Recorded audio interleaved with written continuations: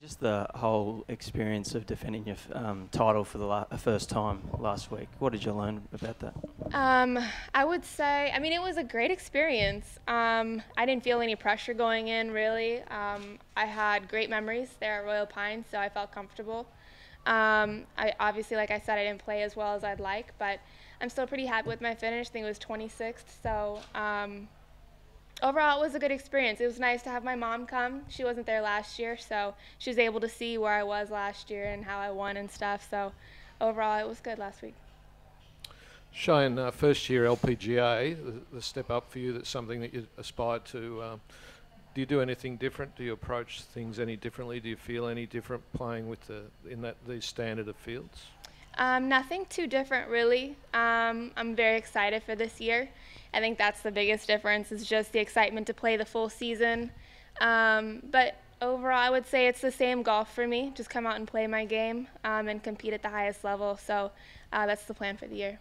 And do you have any target? Do you look at money list or wins? Or Not really. Well, you always want to win. But for me, it's just to play consistent and play my best golf every day I go out. Do you still feel like a global player, or are you going to focus more on the States, or what's your plan? Because last time you were telling us, it's Europe, it's everywhere. You'll just play anywhere at the drop of a hat. Last year, the past 2 years I was kind of all over the place, but this year I will focus on the States, on LPGA, and I'm playing this week. Last week I'm going to Asia next week, and then at the end of the year hopefully I'll play some more European Tour events, but mainly LPGA.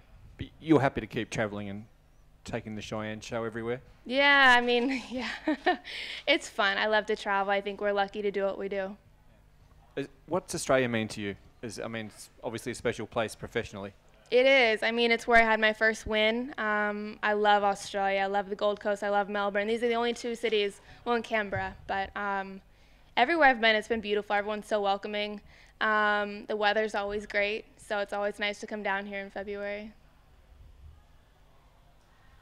What did you take from Victoria over the road last year that was unique, to Sandbelt golf that you haven't taken? You've played everywhere around the world. What's new and novel about the Sandbelt for you? What's new? I think just the style of course is different than what we play in the U.S. I think it's more similar to like a British Open course. The type of shots you have to play and just the design of the course in general and how it looks feels more European. And I enjoy it. I think that it's fun. I think it's challenging, and I think that's what makes golf fun. Any more questions? Yes, sir. With the bounciness of the greens, it's quite famous here for the firmness of the greens. Mm-hmm. Do you have to, with your caddy, like land the ball? So you must have to land it so much further back than say, I don't know, maybe playing in Florida or somewhere like that, where the greens are a lot softer, and you maybe pick a yardage and hit to that yardage.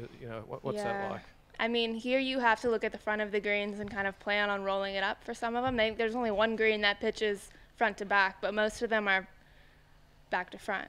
And you really have to run it up just because of how firm they are, and a lot of the slopes you kind of have to read the greens from the fairway just to know where your ball is going to end up. But like I said, I think that's fun. It reminds me of playing I don't know, somewhere in Europe, like I said before. But I think it's a great way to play golf, and I think it forces you to be more creative.